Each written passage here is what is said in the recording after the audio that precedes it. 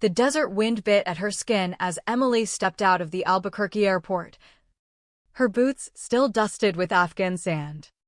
9 hours in the air, cramped seats and recycled oxygen, all to surprise her sister Sophia on her 30th.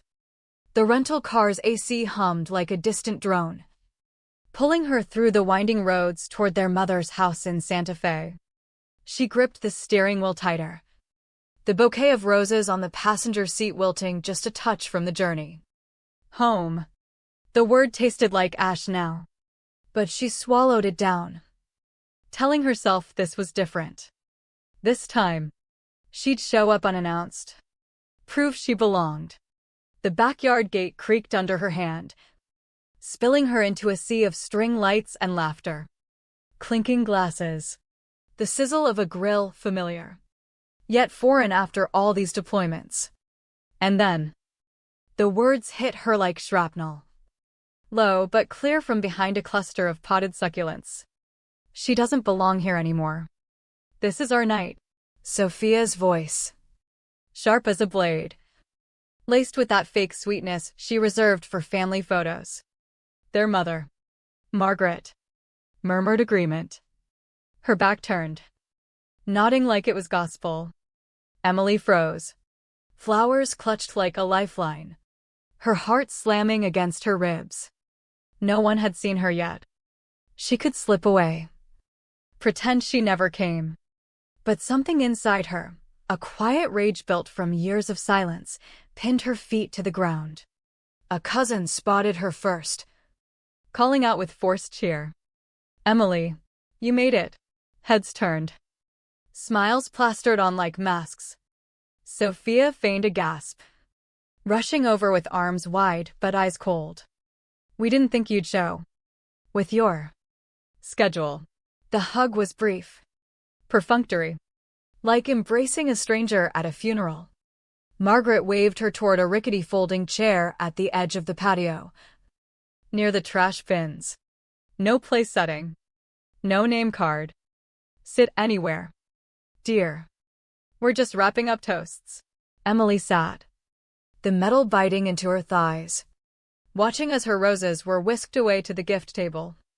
The card she'd written words of love from across oceans ripped off and discarded. A new tag appeared, from the family. Her breath caught, a slow burn igniting in her chest. They weren't just forgetting her, they were rewriting her out. Sophia's toast came next, her voice lilting like a politician's, thanking those who've stayed, who've rebuilt this home brick by brick while others wandered. Her eyes skimmed the crowd, skipping Emily like she was a ghost.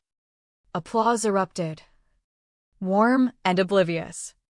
Emily clapped too, her palms stinging, forcing a smile that felt like glass shards in her mouth. A distant relative leaned in. "Good you could drop by. Must be tough. Being away so much. No questions about the patrols, the IEDs, the nights she'd woken screaming from dreams of dust and fire." She was the absentee, the outsider. The cake rolled out then, the one she'd ordered from a bakery in Qatar, customized with the house's adobe details and a message, "To the heart of our home." Margaret cut into it without a glance her way. "Anonymous donor," she said with a shrug. "How thoughtful." Emily's stomach twisted, the betrayal coiling tighter, a spring ready to snap. As the night wore on, Emily wandered to the photo wall, a timeline of family milestones.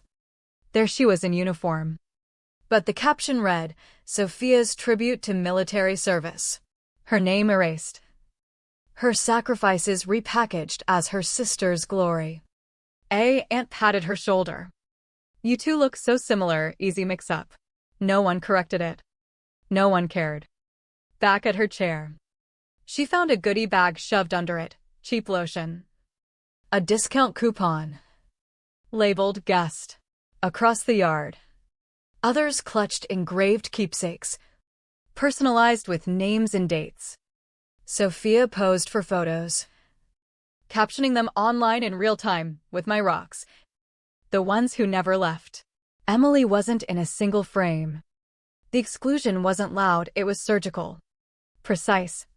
Leaving her bleeding invisibly. That night, in the spare room that felt more like a storage closet, Emily couldn't sleep.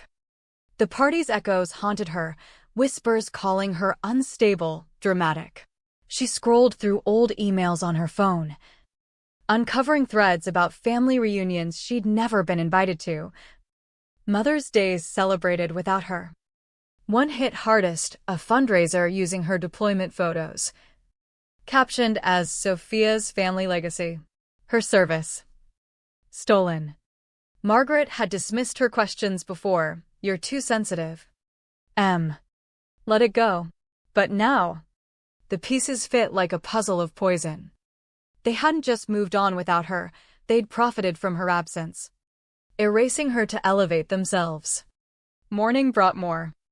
In the kitchen, she overheard Selena, Sophia's best friend, praising a custom jewelry box on the mantel.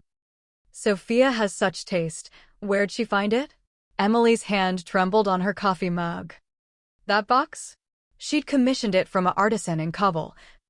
Shipped it home with a note inside. No. It bore Sophia's initials. Confronting Margaret, she kept her voice steady. That was for me. Her mother didn't flinch. Sophia just enhanced it. She's the one here. After all, the words landed like a slap. The pain blooming deep. Psychological scars reopening. Emily retreated to the backyard, sitting under a juniper tree, listing every slight in her notes app, forgotten birthdays, retagged photos, benefits claimed in her name but funneled to Sophia's renovations. The silence she'd maintained for years to keep peace, to be the good daughter, had become their weapon. The tension simmered all day, small barbs disguised as concern. You've changed since the army, Margaret said over lunch, her eyes pitying. We don't know how to reach you anymore. Emily's response was quiet but pointed. Maybe you never tried. By evening, another group photo, locals only, Sophia called, laughing. Emily stood just outside the flash, invisible again. That night, her phone buzzed, an anonymous text. You should know what's been said. Meet tomorrow. Alex, a cousin's husband. Someone on the fringes. She stared at the screen, the damming of emotions cracking. No more hiding. They met at a dusty diner off Route 66. Vinyl booths cracked from years of secrets. Alex slid an envelope across the table. I found this in Margaret's files. Inside, family trust documents. The old version listed Emily as beneficiary for the Santa Fe property, her father's legacy. The new one? Her name gone. Sophia's in its place. They redrafted it last year, Alex whispered. Said you weren't involved enough. Betrayal surged. Hot and unrelenting. Mixing with the grief of her father's deathbed wishes ignored. She drove back, storming the attic for the family chest. Buried deep, a sealed card from Dad. To Emily. My fighter. Hidden away. Like her entire existence. The pain twisted into resolve. She wouldn't fade quietly. Back at her Airbnb, Emily compiled everything, scans, screenshots, bank records showing her military stipends diverted. She texted Lydia, her old army buddy turned lawyer in Phoenix. Time to fight. Lydia's reply, hell yes. We've got fraud here. Meanwhile, the smear campaign began. Texts from relatives. You're stressing your mom out. Her heart can't take it. Sophia's blog post, Toxic Family, when absence turns to anger. No names. But the digs were clear. Emily's heart pounded. The isolation deepening. But she archived it all as evidence. The psychological toll mounted, nights of doubt. Questioning her sanity, but the wounds fueled her. The family reconciliation dinner was a trap. The table set like a stage for absolution. Sophia smirked. Some people can't handle not being the hero. Emily placed her phone down.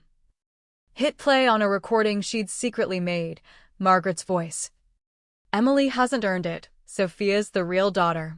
The room froze. Forks midair. You've built your lives on my silence, Emily said. Voice steady, but laced with years of suppressed fury.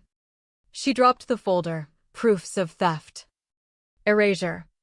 Betrayal. Margaret's plea, don't ruin us. But Emily walked out. The door slamming like a final shot. The fallout exploded. Voicemails from Margaret, you're tearing us apart. Sophia's desperate posts backfired as Emily shared facts online. Veterans groups amplified them.